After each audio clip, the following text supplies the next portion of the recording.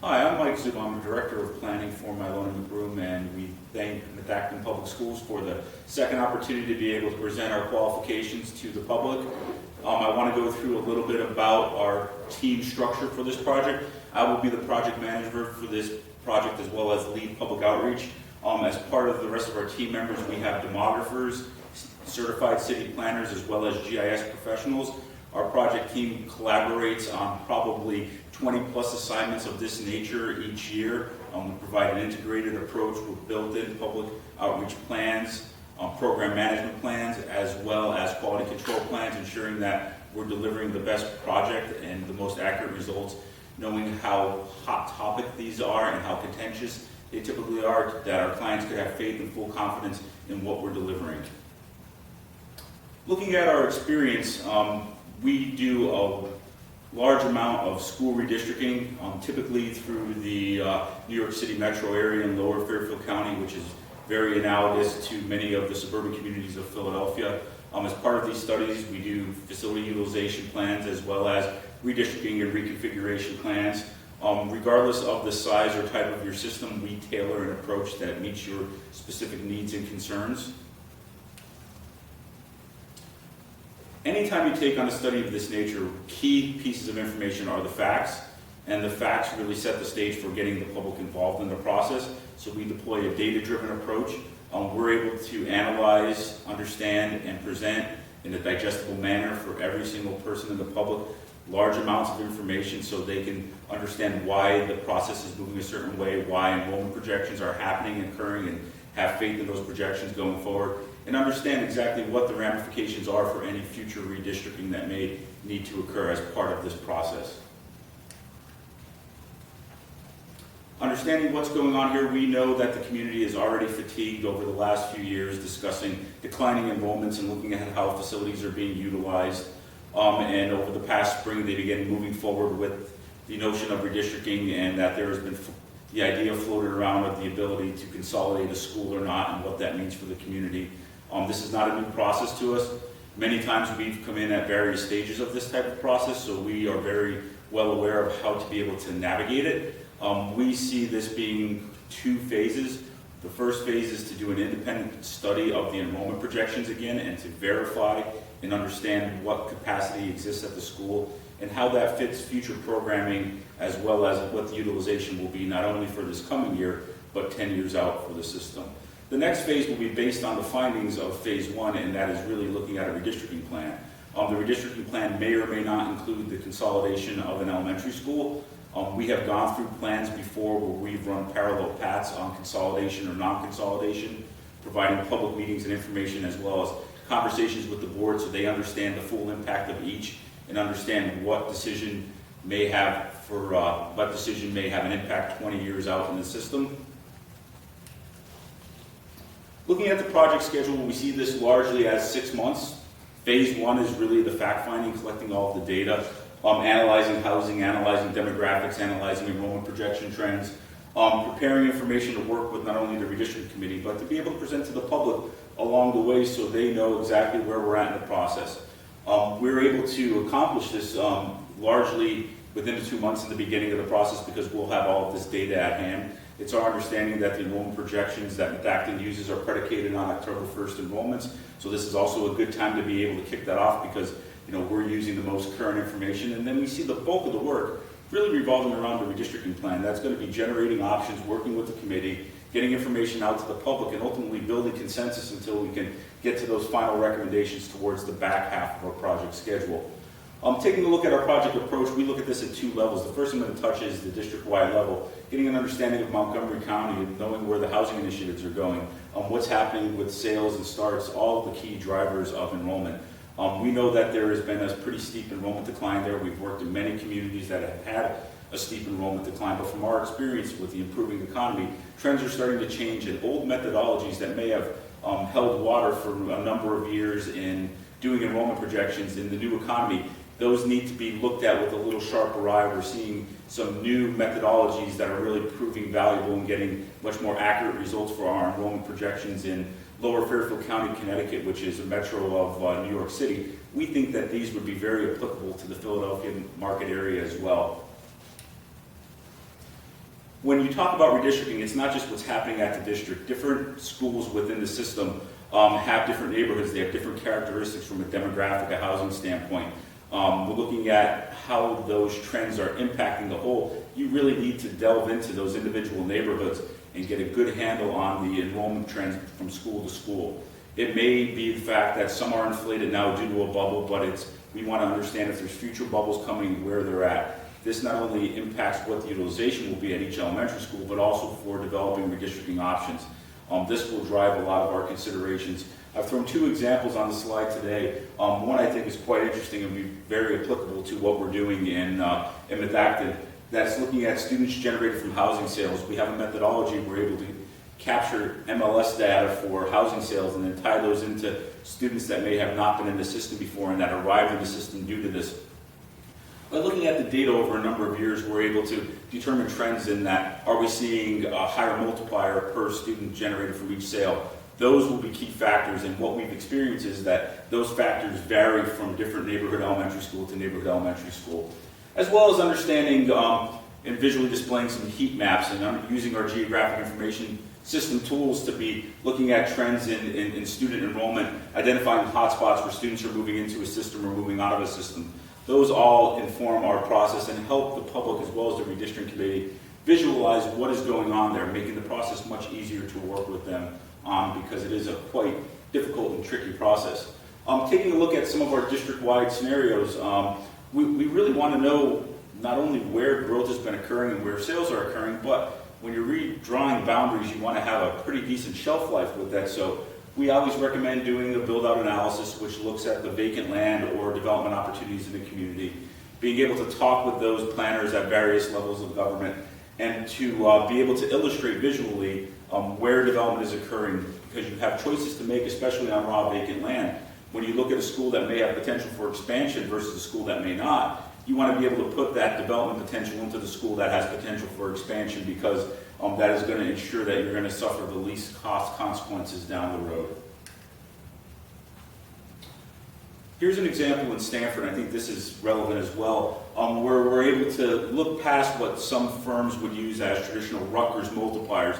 Those are a good basis for gauging what your yield is going to be, especially when you have some significant subdivisions or townhome or multifamily complexes in your community. But what we've gone through many of our client communities is developing specific multipliers for them based on development that has occurred over the last number of years. This is an example of Stanford, where they had a tremendous boom, a renaissance of housing over the last decade, where they've added 5,000 plus housing units across the district. And we were able to get a good understanding of, as new units and new developments come online, exactly what are the types and numbers of students that are going to be seen in the Stanford public school system. This chart illustrates our analysis by grade, where we can clearly see trends that, as these new developments come online, generated specifically from them are largely elementary school students, with middle school and high school becoming a much smaller component.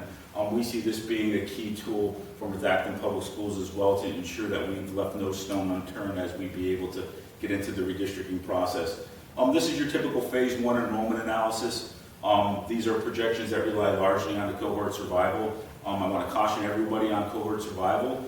That is predicated on conditions being stable, whether that's stability in decline, increase, or flat, but it does not really respond very well to changes. And I think what we're seeing right now is, coming out of the Great Recession, we have some uncertainty on how to be able to weight factors that we've seen. We've noticed in a lot of our projections that we're spending a lot of time on it, trying to really hammer out what's going to happen, realizing that the last couple of years, just taking an average of those doesn't really accurately reflect what may happen going forward. So we're going to present these based on three different scenarios. We're going to do low, medium, and high projections. The reason we do that is we want to be able to ensure that we're capturing a wide variety of economic conditions. Even though we're seeing an uptick in the economy, we don't know if that's going to continue for the life of these projections. So we want to make sure that we're looking at different economic times. So what we'll typically model would be looking at sort of the recessionary period if the stagnant economy still were to continue. And that's really based on unemployment rates, housing sales, housing starts, as well as movement of student. And then we want to take a more moderate approach and take a look at a blend between good and bad economic times to get a good idea of what sort of the mid-level would be. And then we'll run a high projection, which will be based on a rapidly improving economy. And this is really good for redistricting because you have a what-if scenario to plan against. So when you're looking at it and you want to take a conservative approach, if housing were to boom, we're going to have sets of numbers for each individual elementary school to be able to accurately model what we think would happen over the next 10 years to test those against the facility utilization. This is a typical floor plan as well as a classroom matrix, we'll call it. It's our understanding that this work was just completed this past year. We see the classroom counts and the assessment of the space there being largely valid. So the way we would approach this is have a meeting with the building administration as well as the public school administrators to take a look at how the classrooms have changed since the last consultant looked at them. Get an understanding of their loading levels. If they have a desire to have a standard deployment amongst the schools so there's parity in resources, we want to ensure that we can capture that as part of the facility utilization and come up with a logical capacity for each school that can be a good working point for the committee so they don't have to have any questions or really worry about, how many kids can we fit in this building and how does it maximize our programs or fit in where we want to go in the next 10 years from an educational vision. This is a nice way to be able to represent whether you have free space in excess classrooms or if you don't have any space, an overall percent utilization. What we'll do is we'll tie our enrollment projections on our 3 different levels, high, medium, and low, and look at what it means for the capacity of each individual building. Some conditions, if you have, if you're looking at overcrowding, it may self-correct. Others, if you're looking at utilization for this year, and especially at that particular neighborhood dynamic, space may, you may gain more space, you may actually lose some space. So it's important to get a good feel for status quo over the next 10 years when you tie it to your programming of exactly where you're going and how much space you have. Because if you don't have enough seats in the system to close the school, you're not able to do that consolidation as part of the redistricting without adding any additional space. Looking at the redistricting process, it's always key to meet with the committee, meet with the administrators, and develop criteria. The criteria are the roadmap. The criteria is what we base all of our redistricting options against.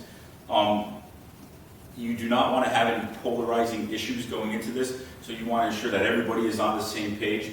We typically do this as part of our kickoff meeting. All of the legwork will be done with the enrollment projections, where we're going from a programming standpoint, and it's really talking about a different family of options on what we want to be able to accomplish and how best to accomplish it. You'll see some examples on the map today where we're just posing, this was in a recent redistricting that we completed this past year. They had adhere to natural boundaries, adhere to transportation corridors, adhere to traditional neighborhoods. That gave us the insight of what they valued as most important as part of this. And it also is very key for the public outreach in that, people know why we're drawing the options and what we're trying to accomplish by having these criteria that are established by the committee. As part of any redistricting process, you need to develop a menu of options. By developing a menu of options, especially those that are driven by the committee, we're able to ensure that the desires of the different stakeholders are represented and that we've really left no stone unturned approach. Here's an example of one that we've recently done in Groton Public Schools, where we had to get through 8 options to finally get the final plan that was acceptable to the community. Each one of these, we weigh them against the criteria, and then we understand the neighborhood impacts. And understanding the neighborhood impacts, you'd be able to put some nice matrices together to be able to easily share with everyone in the audience exactly what are we trying to accomplish and what does it accomplish. Here's an example of where we tested some scenarios, and the year is out to 2019-20, and you can see that we had some concerns under this particular scenario. I highlighted in red, and that we didn't have enough classroom space. So some of the solutions to that would be being able to either back off some of those programming space, modify the standard deployment, or just move on to another option. It's an iterative process, and a lot of time an option that doesn't work with some minor tweaks can lead to an option that does work.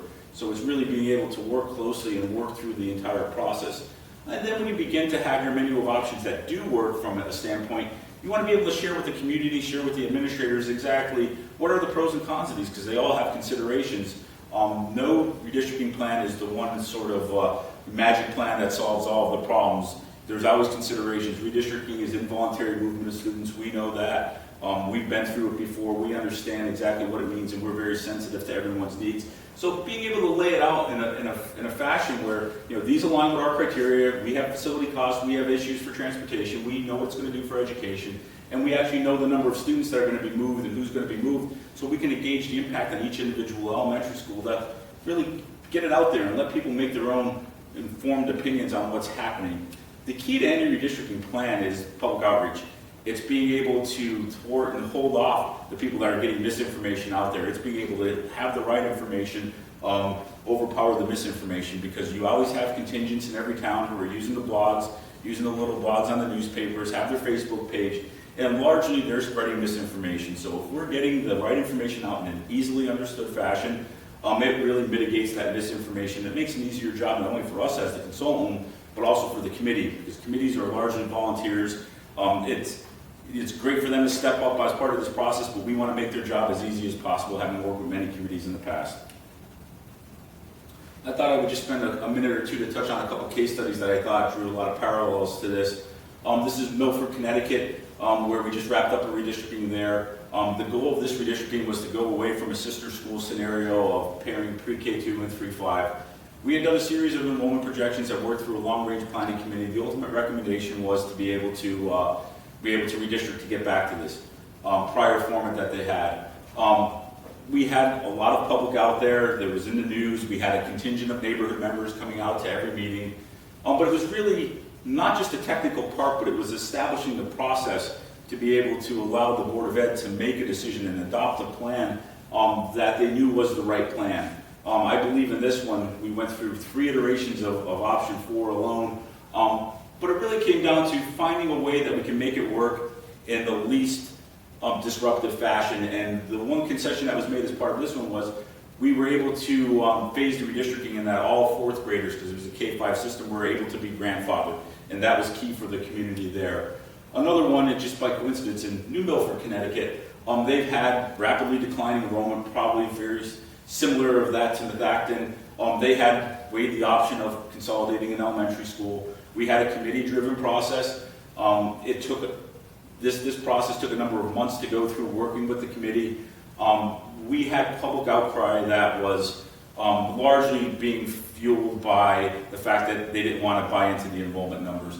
It just so happened to be as part of this process, coincidentally, that the hospital within the town had opted to close the birthing ward. And that alone started to give some credence to our enrollment projections and births, and that if a hospital is no longer providing that service, maybe the birth numbers aren't exactly where they need to be at this time. But I think what I want to touch on is this one is, we did a what-if scenario. And our what-if scenario for the board was, if housing boom went back to the heyday of their highest times of housing starts, housing sales, and births all at once hit with astronomical numbers, their highs that they experienced in the last 30 years. If that happened for the next 10 years, would they need that elementary school? And what we found out was that no, they still would not need that elementary school. They had sufficient space to consolidate. And by going through that exercise, I know it sounds very simple, but the public got it. And the public got it, and then the board got it. And then through that combination, they were finally able to move ahead with the redistricting and then consolidation of those schools. In closing, I'd just like to touch on why Mylona McBroom would be the best fit for Methacton. It really is our diverse staff here. We have expertise across the board in city planning, demographics, geographic information systems. It's all contained in-house. We team on projects all of the time. We know how to work both parts of these studies, not only the phase 1 of understanding housing well. Our city planners do housing development. We do demographics for communities as part of comprehensive plans.